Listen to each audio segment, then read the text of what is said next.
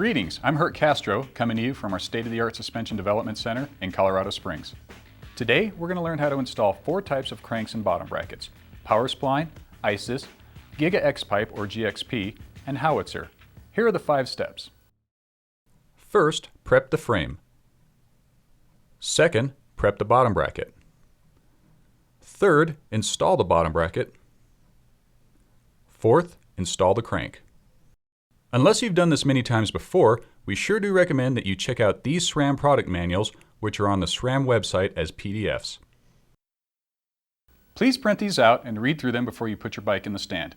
Okay, enough preliminaries, let's get down to business.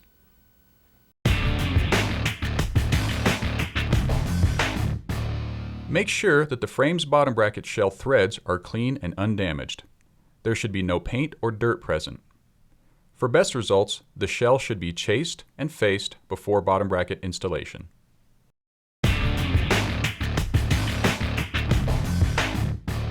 Next, we're going to grease the cup and shell threads and choose the necessary spacers depending on the shell width and chainring configuration. We're working with a howitzer BB here. For ISIS and power spline, the steps will be the same except that the bottom bracket is a 2-piece assembly versus the howitzer's 3-piece. For GXP, most of the steps will be the same, with the obvious exception that the drive side crank arm is fixed to the spindle.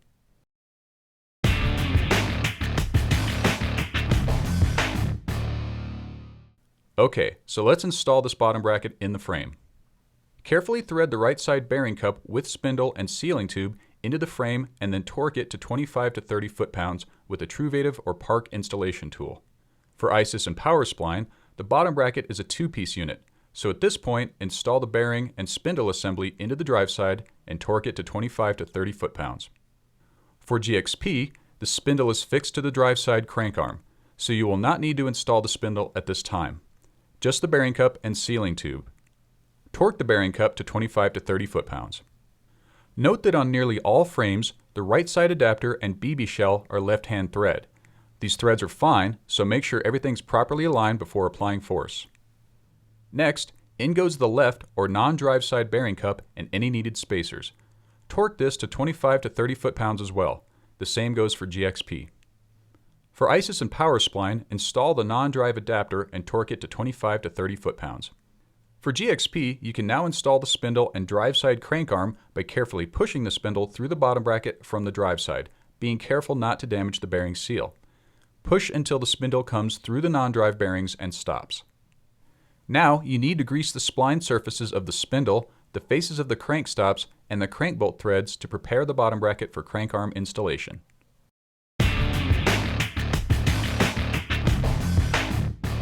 Finally, the last step is to install the crank arms and tighten the crank bolts.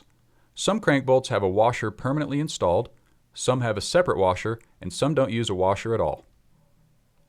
Once you've installed the crank arms to the spindle, thread in the crank bolts and torque them to spec. 40 foot-pounds for howitzer, 35 to 40 foot-pounds for GXP, 32 to 35 foot-pounds for ISIS drive interface, and 28 to 31 foot-pounds for power spline.